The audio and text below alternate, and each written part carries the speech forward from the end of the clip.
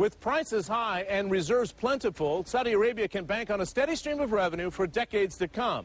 But the kingdom wants to diversify its economy to create jobs, especially for Saudis. After transforming a sleepy fishing village decades ago, it now wants to go to the next step. Jim Bolden reports from Jubail.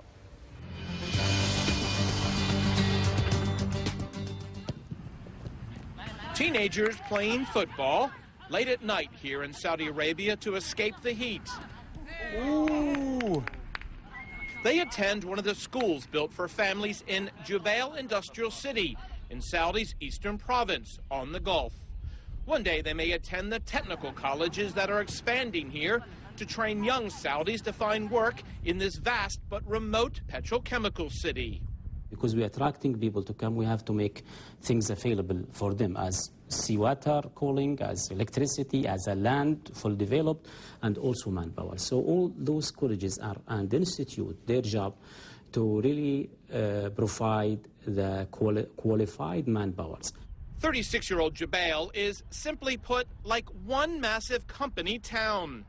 The skyline reveals just how vast this area of factories and homes is in more than 1,000 square kilometers or 600 square miles. But with no signature tall buildings and few tourist attractions, Jubail doesn't have the flash of, say, Doha or Dubai. I personally have a say that Dubai is the heaven of architects. Jubail is the heaven of chemical engineers. This is the largest petrochemical complex worldwide. Petrochemical companies here manufacture chemicals like propane and polyester from the kingdom's natural resources and then shipping them throughout Europe and Asia. Jubail is one of the most tangible examples of the kingdom's long-term plan to move the economy away from just exporting oil. Now more than 100,000 people live here in Jubail Industrial City, and the region accounts for around 7% of the country's GDP. And it's getting bigger. In the newest phase, known as Jubail 2, state-run oil giant Saudi Aramco and France's Total are building a massive plant to refine diesel and jet fuel. There's also a space set aside for a plant for U.S. chemical giant Dow and Saudi firm SABIC. Joint ventures are now driving Jubail's growth. We go on joint venture. The foreign partners will bring the technology and the know-how. We bring the land, the infrastructure, the raw material, and the financial support, and it's a successful partnership.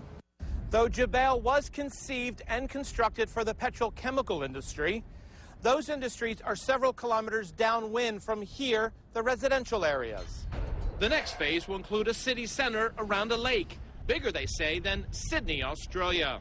That goes along with dozens of malls, dozens of schools, and thousands upon thousands of new homes under construction. This 10-square-kilometer area is known as Jalmuda. Just to put things into perspective, it can accommodate about 45 to 50,000 people when it's fully built out. It'll have about 9,500 dwelling units. The Royal Commission has started a big push, as has the Kingdom recently, for housing. Part of that includes allowing Saudi workers here to take part in a new homeownership program.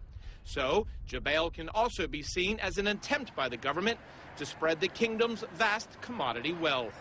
Jim Bolden for Marketplace Middle East, Jubail, Saudi Arabia.